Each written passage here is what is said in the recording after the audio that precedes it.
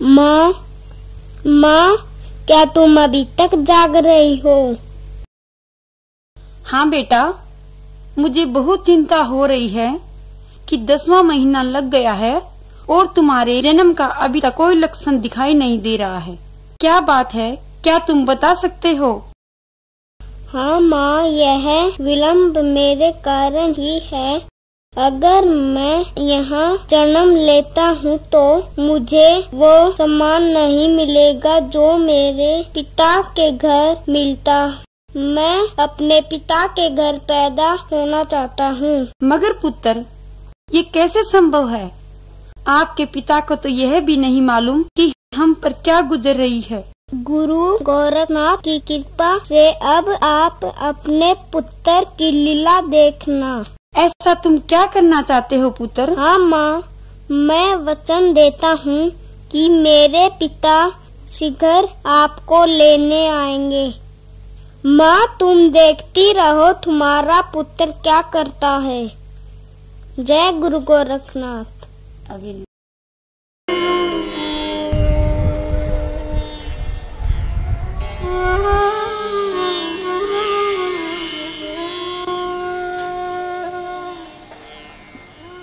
राजा उमर सिंह सारी उम्र यूं ही तड़पते रहोगे। ना तुम जी सकोगे ना मर सकोगे और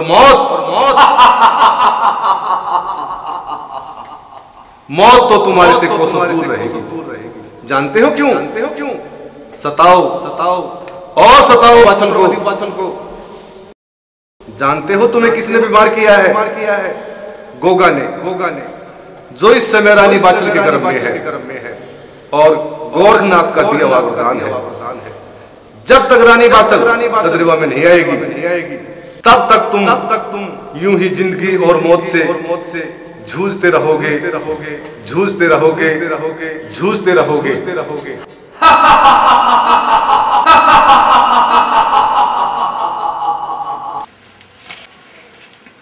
मत मारो, मुझे मत मारो। मैं अपने पापों का प्रायश्चित करूंगा। मत मारो मुझे, मत मारो। नहीं, हमने ऐसा नहीं किया। पुत्री छबील दे ने हमारे साथ विश्वासघात किया है। पुत्री छबील दे ने रानी बाछल के प्रति हमें भड़काकर हमारे साथ विश्वासघात किया है। अब ऐसा नहीं होगा, हरगिज नहीं होगा। मैं अपनी पुत्र वधू को फौरन दद्रेवा नगरी बुलाता हूं। मंत्री जी, महाराज। आश्रम में जाकर झेवर से कहो कि रानी बाछल को उसके पीहर से आदर सहित दद्रेवा नगरी लेकर आए। जी महाराज।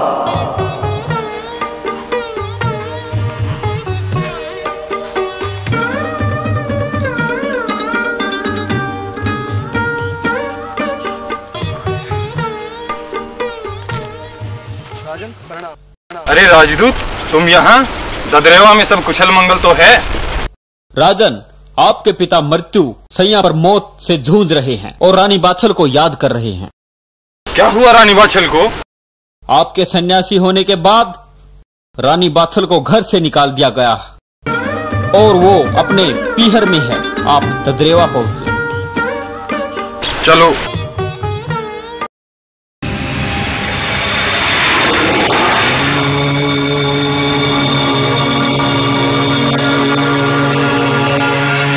राजा उमर सिंह की आज्ञा अनुसार राजा झेवर रानी बाछल को उसके मायके से लेकर मान सम्मान सहित ददरेवा नगरी में लेकर आता है। ददरेवा नगरी के नर नारी फूले नहीं समाते। ज्योतिषी जी, क्या कारण है? आप बड़े हैरान दिखाई दे रहे हैं। बात ही कुछ ऐसी है महाराज। ज्योतिषी जी, पहेलियां मत बुझाइए, आखिर ये बताइए बात क्या है? महारानी के गर्भ में जो बालक है वो अत्यंत सूरवीर और असाधारण, लेकिन क्या गुरुजी? लेकिन उसके इसके जन्म के समय सर्प जाति से उसे बहुत खतरा है। ज्योतिषी जी, इसका कोई उपाय है? इसका एक उपाय है। वो क्या गुरुजी? इसके जीवन की रक्षा के लिए उसके पैदा होने तक सभी को उपवास रखना होगा। उसका जन्म किसी देव आत्मा की तरह रात्रि 12 बजे होगा और सुबह 4 बजे अपनी पूजा स्वीकार करेगा। ठीक उसके उपरांत कोई समस्या नहीं महाराज। और महाराज, फिर सब कुछ ठीक होगा। ठीक है। उपस्थित प्रजाजनों, राज जोशी के कहे अनुसार आप ठीक वैसा ही करें ताकि आपके राज्य का उत्तराधिकारी सुरक्षित रह सके। ठीक राज ज्योतिषी के कहे अनुसार प्रजा ने बाछल के प्रसव पीड़ा के समय व्रत रखकर भगवान से राजकुमार के लिए दुआएं मांगी और रात्रि 12 बजे उसका जन्म हुआ और सुबह 4 बजे अपनी पूजा स्वीकार की। ठीक उसी समय बाछल की तीनों सहेलियों को पुत्र प्राप्ति का योग हुआ और नीली घोड़ी ने नीले घोड़े को जन्म दिया। काछल से 2 पुत्र उत्पन्न हुए, अर्जुन और सर्जुन, और बाछल से गोगा जी पैदा हुए। उनकी किलकारियों से सारा महल गुंजायमय हो उठा।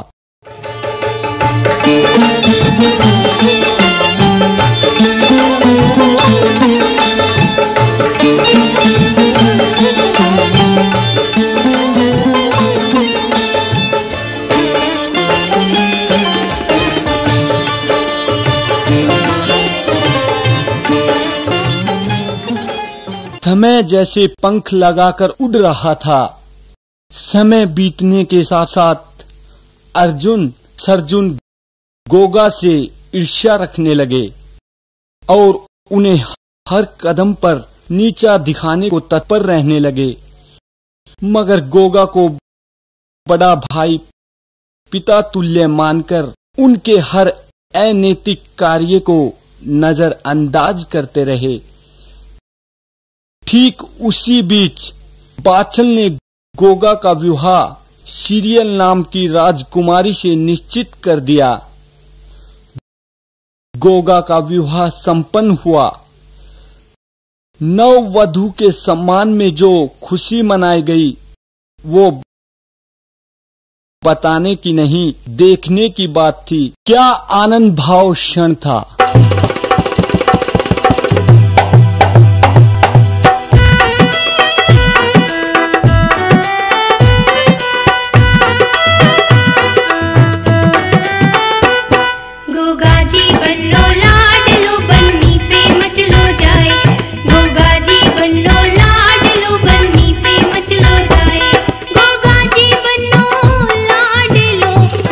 सीरियल पे मच लो जाए, गोगा जी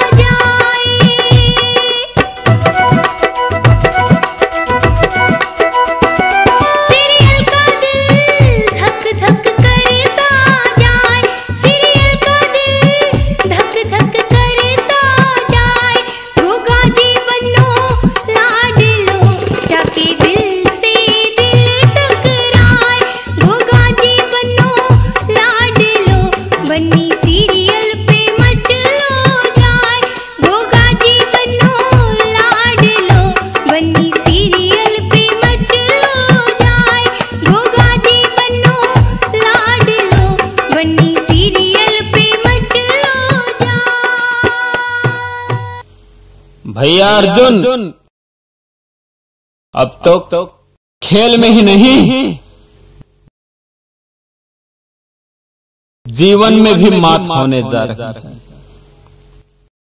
खैर तुम्हें क्या,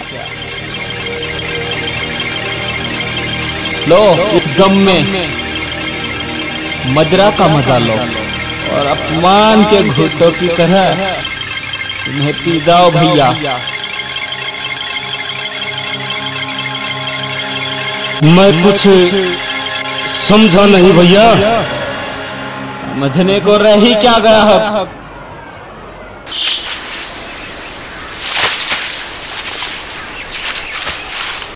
कल गोगा का राज तिलक होगा। ये हमारे साथ अन्याय नहीं तो और क्या है।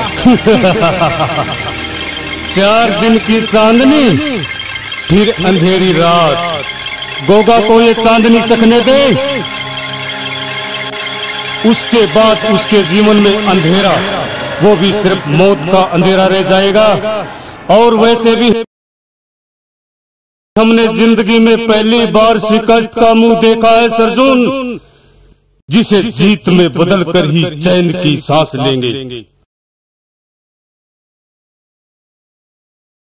मैं कुछ समझा नहीं भैया।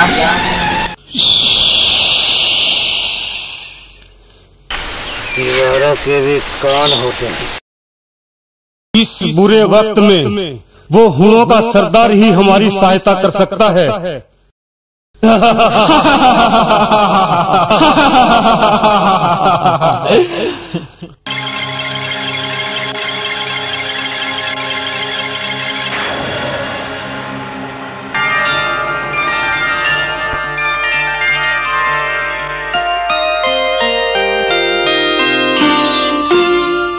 आओ पुत्र, आयुष्मान भव।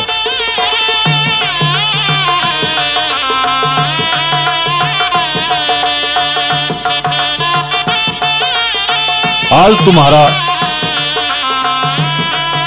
राज तिलक होना है।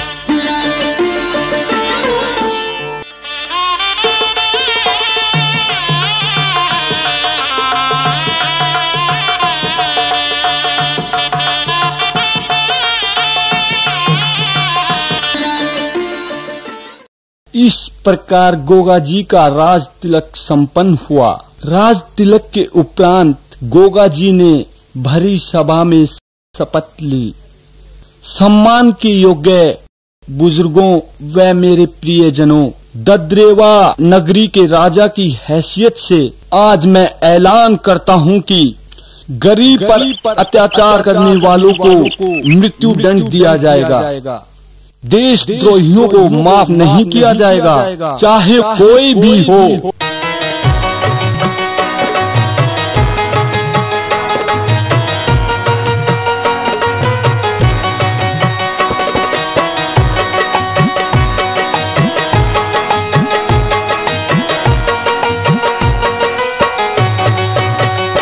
तू मेरी जिंदगी मेरा संसार है, याद रखना कि तुमसे मुझे प्यार है, याद रखना कि तुमसे मुझे प्यार है। मेरी पूजा है तुम मेरा सिंगार है, याद रखना कि तुमसे मुझे प्यार है, याद रखना कि तुमसे मुझे प्यार है।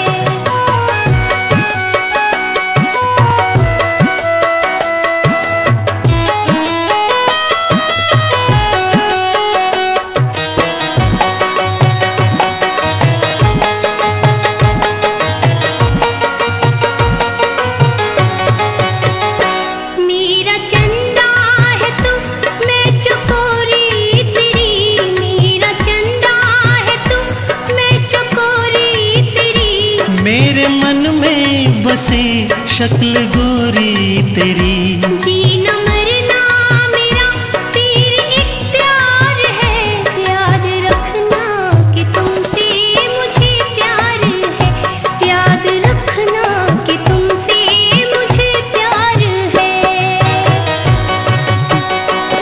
की जैसे खुशबू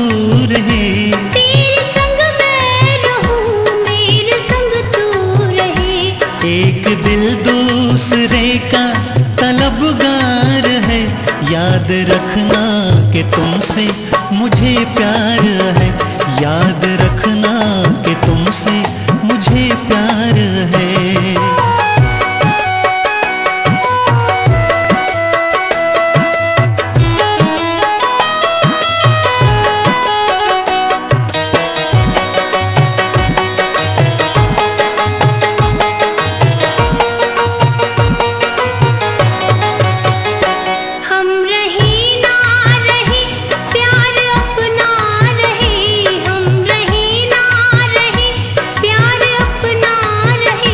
प्यार का सिर्फ आँखों में सपना रहे, प्यार मेरा संसार है, याद रखना कि तुमसे मुझे प्यार है, याद रखना कि तुमसे मुझे प्यार है।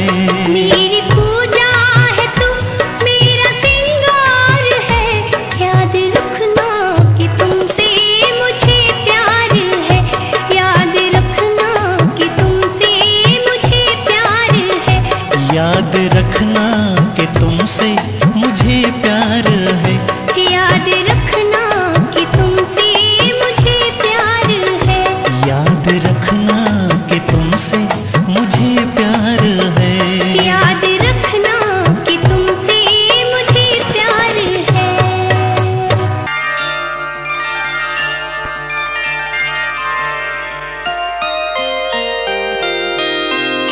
महाराज की जय हो। हुण सरदार का दूत दरबार में आने की अनुमति चाहता है। इजाजत है।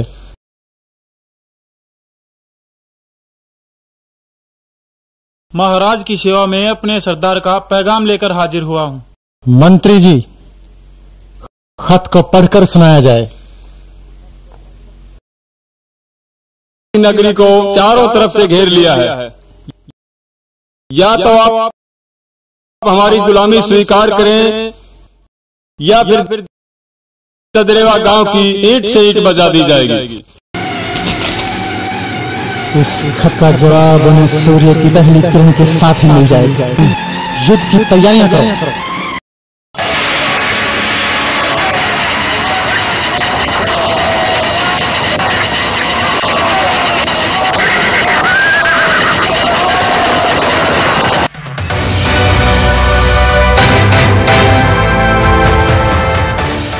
महाराज की जय हो। हुण सरदार आपके कदमों में हाजिर है। महाराज की जय हो। शाबाश मेरे सिपाहियों, शाबाश। मंत्री जी, इस देशद्रोही से पूछिए कि इसकी अंतिम क्या है। महाराज, मेरी आखिरी आरजू यही है, मुझे बेकसूर मानकर मुझे माफ कर दिया जाए। इतना बड़ा अपराध करने के बाद भी अपने आप को बेकसूर मानते हो, कैसे? महाराज, ये हमला हमने नहीं बल्कि आपके भाइयों ने हमसे ये गुनाह करवाया है।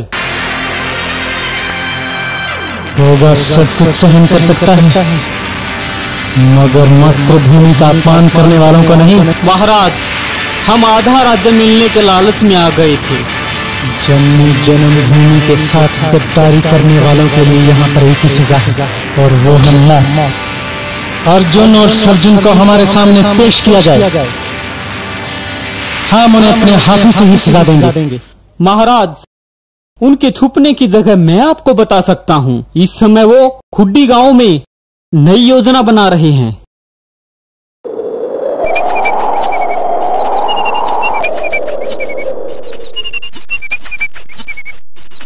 भैया अर्जुन, अब तक तो हुणों के सरदार मीरी ने गोगा का काम तमाम कर ही दिया होगा। क्यों नहीं, इसी खुशी में दो दो जाम हो जाएं। अरे क्यों नहीं।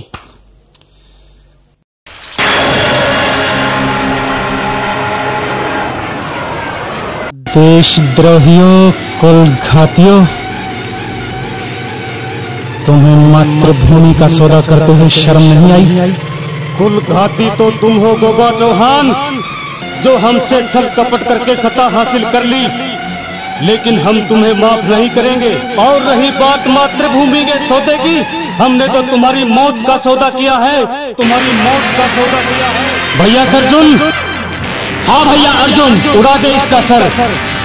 गोगा, ये तलवार तेरा खून चूसने को तड़प रही है।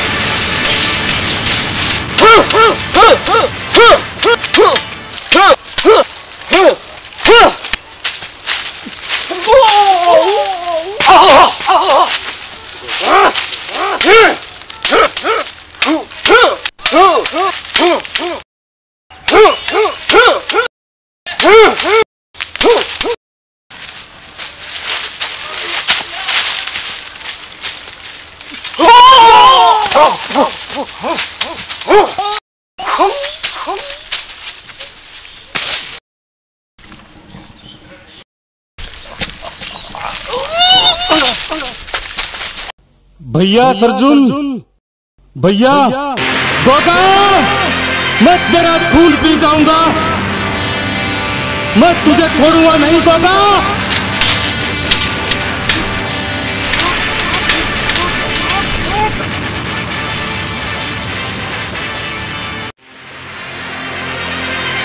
इन गद्दारों के सर महलों में लेकर जाता हूं ताकि कोई दोबारा गद्दारी करने की जरूरत न करे।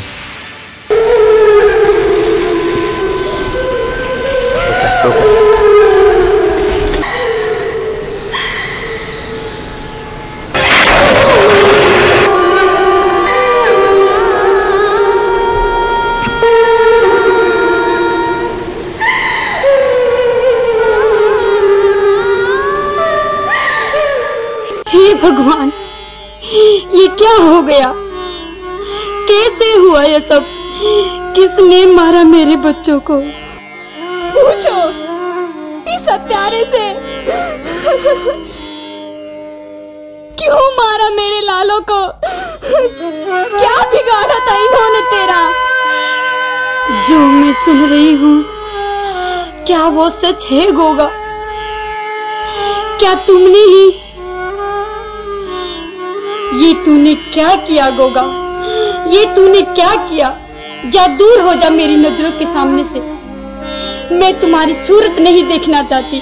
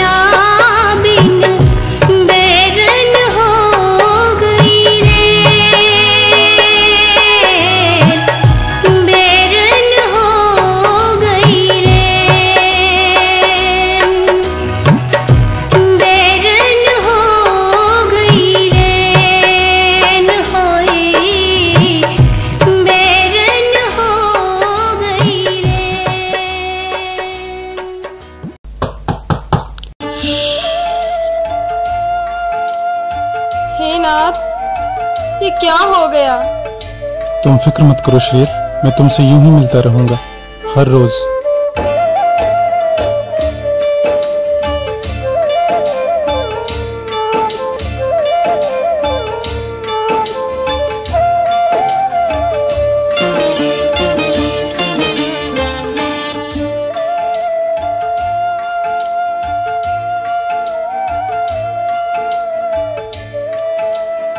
महारानी माँ, आप अभी तक जाग रही हैं?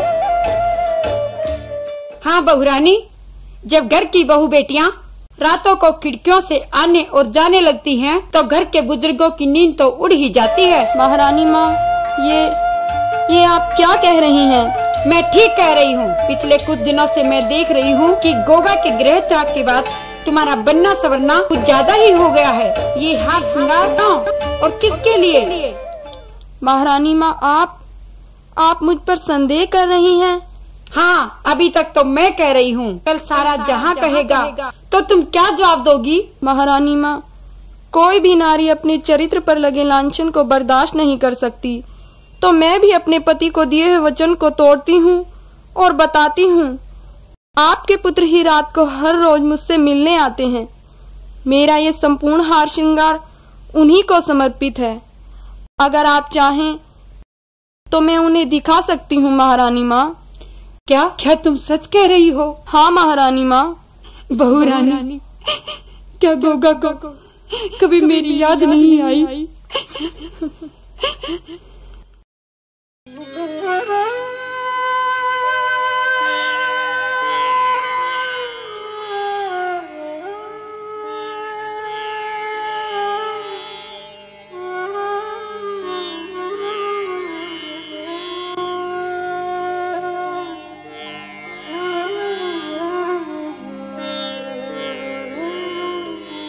मुझे माफ कर दीजिए स्वामी, मुझे माफ कर दीजिए। श्रील, तुम्हारी आंखों में आंसू? कारण बताओ वरना। स्वामी, मैं जोश में आकर आपको दिए हुए वचन तोड़ बैठी हूँ। महारानी माँ को आपके महलों में आने का पता लग चुका है। बहुत बुरा हुआ श्रील, बहुत बुरा हुआ। महाराज, मैं मजबूर थी। महारानी माँ ने मेरे पतिव्रत धर्म पर संदेह किया। महाराज, मैं मजबूर थी। हम राजपूत हैं, चौहान वंशी हैं। हम अपने वचन के लिए जान दे भी सकते हैं और जान ले भी सकते हैं। आज के बाद हम महलों में नहीं आएंगे, ये हमारी प्रतिज्ञा है। नहीं, मेरा क्या होगा महाराज? आज का मिलन हमारा अंतिम मिलन होगा। महाराज, विदा श्रील, विदा। महाराज।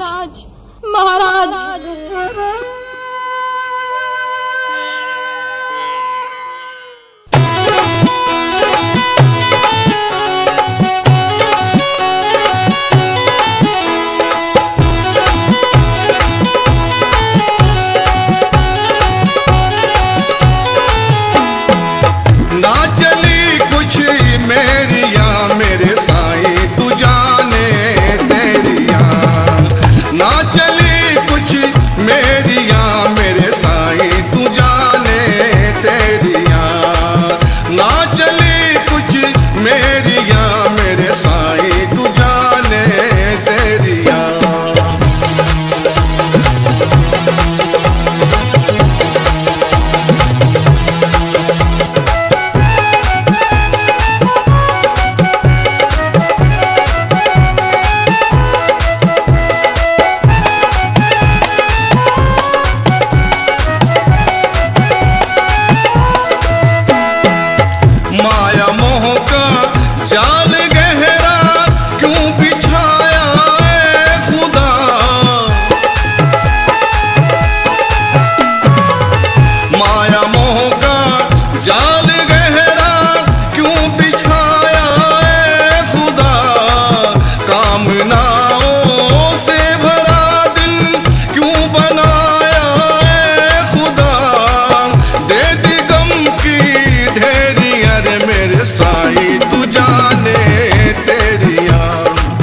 ना चली कुछ मेरिया मेरे साईं तू जाने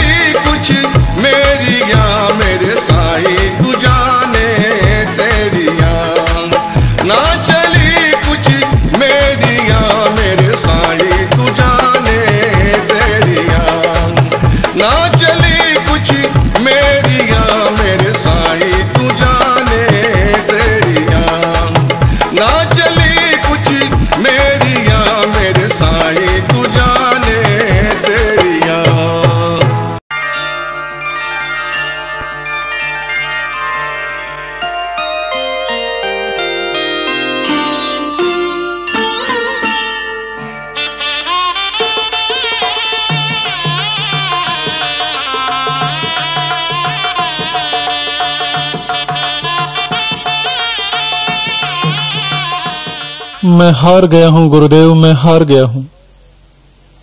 मैं ममता और प्रेम के बंधनों को तोड़कर भाग तो आया हूं, मगर मेरा मन बहुत अशांत है।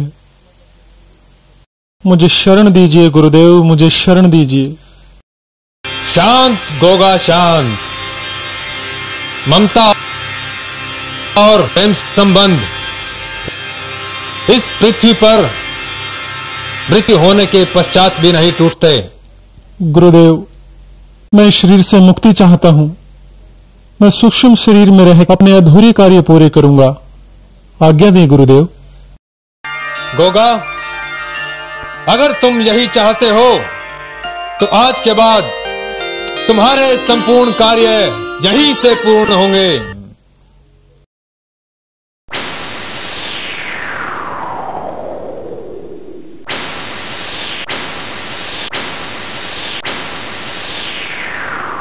इस प्रकार गुरु गोरखनाथ के वचना अनुसार जहाँ गोगा माए थे, आज वो स्थान गोगा मेड़ी के नाम से प्रसिद्ध है। कहते हैं कि हर वर्ष भाद्र मास में गोगा जी सूक्ष्म शरीर धारण करके नीले घोड़े पर सवार होकर गोगा मेड़ी पधारते हैं और प्राणियों के दुखों को नष्ट करते हैं। गाय के रूप में आज भी बाछल गोगा को भूख लगने पर अपना दूध पिलाती है। गोगा और सीरियल की हंसी आज यहाँ कण कण में गूंजती है। कलयुग में जहारवीर गोगा पीर संसार को दुखों से मुक्ति दिलाने वाला एकमात्र नाम है। बोलो गुरु गोरखनाथ की जय हो। बोलो गोगा के भक्तों की जय हो। बोलो जहारवीर की जय हो।